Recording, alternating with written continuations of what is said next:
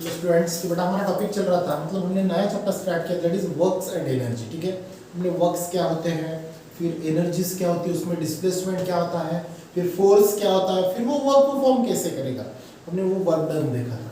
फिर work done में positive work done क्या होता है, नेगेटिव वर्क डन क्या होता है, बाद में जीरो वर्क डन क्या होता है, ये भी कुछ एक्टिविटीज से हमने देखा था। अब थोड़ा चलते हैं आगे। ठीक है, अब जब हम आगे के पार्ट की तरफ मूविंग करते हैं तो हमने कल फॉर्मूला पढ़ा था, that is work is equal to.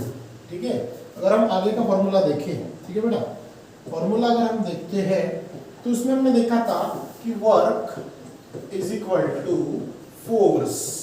ठीक है, फोर्स इनटू डिस्प्लेसमेंट, ये हमने फॉर्मूलास देखा था। ठीक है, अब वर्क की अगर बात करें तो फोर्स का यूनिट जो होता है वो होता है न्यूटन, और डिस्प्लेसमेंट का यूनिट जो होता है वो होता है मीटर।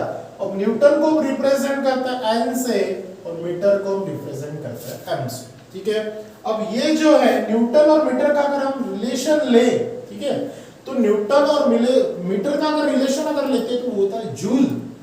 क्या होता है, जूल। तो देखो यहाँ पे क्या बोला, द एसआई। ठीक है, एसआई सिस्टम्स की अगर हम बात करें, ठीक है, इसकी बात करें एसआई सिस्टम, मतलब सिस्टम इंटरनेशनल की अगर हम बात करें तो वहां पे फोर्स इज न्यूटन, फोर्स का यूनिट क्या दिया, न्यूटन, एंड डिस्प्लेसमेंट का यूनिट दिया है मीटर। ठीक है, now the unit of force newton metre, वही जो न्यूटन मीटर आएगा, यूनिट ऑफ फोर्स। ठीक है, मतलब sorry unit of work done. ठीक है, the unit of work done या फिर फोर्स जिसको बोलते हैं तो क्या होगा, न्यूटन मीटर। अब न्यूटन मीटर को ही हम दूसरे नाम से जानते हैं, दैट इज जूल। ठीक है, दैट इज जूल। तो ये हो गया आपका फोर्स और न्यूटन जो है उसका रिलेशन। तो यहाँ पे अगर हम 1 जूल की अगर बात करें, ठीक है, जूल को हम जे से रिप्रेजेंट करते हैं, तो 1 जूल इज इक्वल टू होगा 1 न्यूटन और 1 मीटर का रिलेशन। ठीक है, मतलब 1 joule is equal to 1 newton लेना पड़ेगा और 1 मीटर ये लेना पड़ेगा। समझ में आया, सिंपल सा था।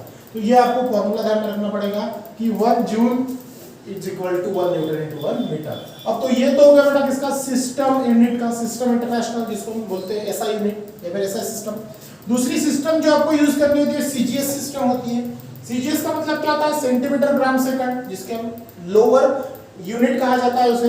तो उसके अंदर में फोर्स जो है, जैसे फोर्स का यूनिट है न्यूटन और यहाँ पे डिस्प्लेसमेंट का यूनिट है मीटर। अब न्यूटन का छोटा भाई अगर हम देखें तो न्यूटन का छोटे में हम लेते हैं डाइन और मीटर में हम लेते हैं सेंटीमीटर। ठीक है, न्यूटन का छोटा यूनिट लेते हैं डाइन और मीटर का होता है सेंटीमीटर। अब यहाँ पे दोनों का रिलेशन जब आएगा तो आएगा डाइन इनटू सेंटीमीटर, मतलब वर्डन जो होगा वो क्या होगा, डाइन इनटू सेंटीमीटर। ठीक है, अब यहाँ पे देखो, यहाँ पे फोर्स बोला है, आपके टेक्स्ट बुक में थोड़ा सा यहाँ पे मिस्टेक है, ध्यान दो। ये जो ऊपर में फोर्स नाम दिया है वहां पे वर्क डन लिखना, प्रिंटिंग मिस्टेक है। ठीक है, तो यहाँ पे 10 the unit of work done is newton metre जो है ना, तो वहां पे वर्क डन लिखना। ठीक है, तो जैसे यहाँ पे वर्क डन है वहां पे वर्क डन चाहिए, प्रिंटिंग से फोर्स हुआ। ठीक है, ना तो यहाँ पे क्या होगा, वर्क डन इज 9 सेंटीमीटर और उसको बोलते हैं बेटा अर्ग। क्या बोलते हैं उसे, अर्ग। ये चीज ध्यान में रखना। जैसे हमने इसको जूल बोला, न्यूटन मीटर को हमने जूल बोला, उसी प्रकार डाइन सेंटीमीटर को हम अर्ग बोलेंगे, दैट इज ईआरजी, अर्ग। अब इसका रिलेशन अगर ले तो 1 अर्ग इज इक्वल टू, तो 1 erg is equal to 1 dine. ठीक है, 1 डाइन इनटू 1 सेंटीमीटर आपको लेना पड़ेगा। 1 erg is equal to 1 dyne into 1 centimetre, जो यहाँ पे आपको दिया है। समझ में आ रहा है, 1 erg is equal to 1 dyne into 1 centimetre. अब इन दोनों का आपको रिलेशनशिप लेना होता है, तो दोनों का क्या लेना बेटा आपको, रिलेशनशिप। तो आपको अच्छे से पता है रिलेशनशिप इसका, 1 newton is equal to 10 raised to the power 5 dyne. ठीक है, इसका रिलेशन अगर हम ले तो 1 newton is equal to 10 raised to the power 5 dyne होता है, और 1 metre is equal to 1 metre is equal to 10 raised to the power 2 centimetre. ये रिलेशन होता है, ये अच्छे से आपको याद करना है। फिल इन द ब्लैंक्स के लिए, एमसीक्यूज के लिए आपको ये पूछते हैं। इनफैक्ट अगर ओरल्स होती है तो ओरल में भी आपको ये रिलेशन पूछते हैं कि 1 मीटर इज इक्वल टू कितना सेंटीमीटर, तो हम उसको बोलते हैं 1 metre is equal to 100 centimetre. अब 100 को हम कैसे लिखते हैं, 1 के साथ 0 दो बार, 1 के साथ 0 दो बार, मतलब 10 का स्क्वायर, दैट इज 100। ठीक है, तो 1 newton is equal to 10⁵ dyne. ठीक है, अब ये हो गया। अब अपने पास में फॉर्मूला क्या है, work is equal to formula क्या है, फोर्स इनटू डिस्प्लेसमेंट। ठीक है, फोर्स इनटू डिस्प्लेसमेंट, ये क्या है अपना फॉर्मूला है। अब 4 is equal to force into displacement, तो फर्स्ट अगर हम 1 जूल की अगर बात करें, ठीक है 1 जूल की अगर हम बात करें तो 1 जूल इज इक्वल टू क्या होता है 1 न्यूटन इनटू 1 मीटर। ठीक है, अभी पढ़ा हमने, देखो 1 joule is equal to 1 newton into 1 metre. ठीक है, अब बट यहाँ पे 1 newton is equal to 10⁵ dyne और 1 metre is equal to 10⁵2 centimetre, तो हम उसकी जगह उसकी वैल्यू पुट कर सकते हैं।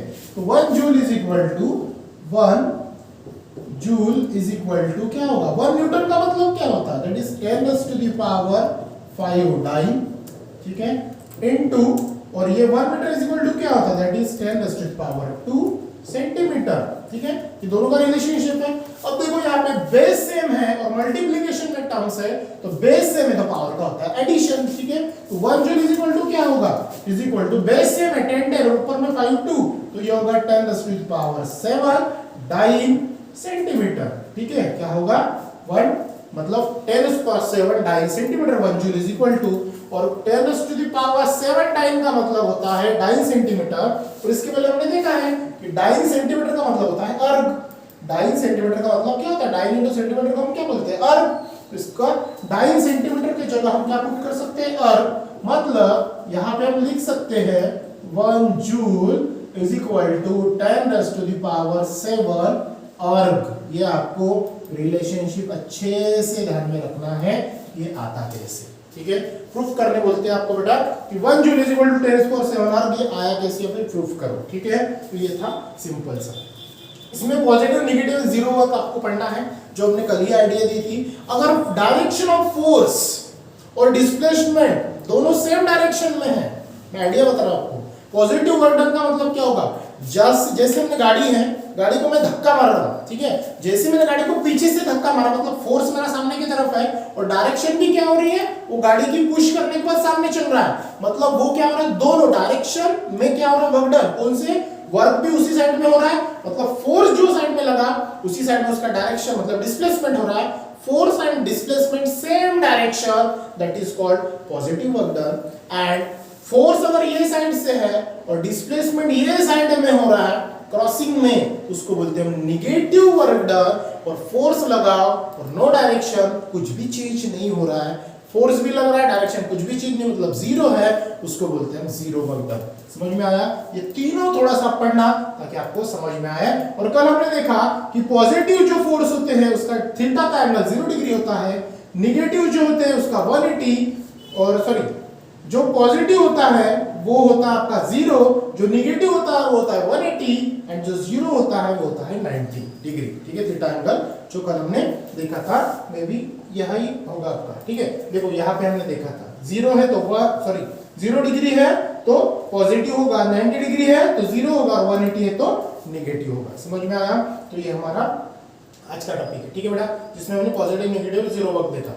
नेक्स्ट टॉपिक हम देखेंगे कुछ एक्टिविटीज है पॉजिटिव नेगेटिव और जीरो वर्क डन, प्रूफ कैसे करेंगे विथ एक्सपेरिमेंट्स, तो हम कंटिन्यू करेंगे नेक्स्ट क्लास में। सो आज के लिए इतना ही, थैंक यू।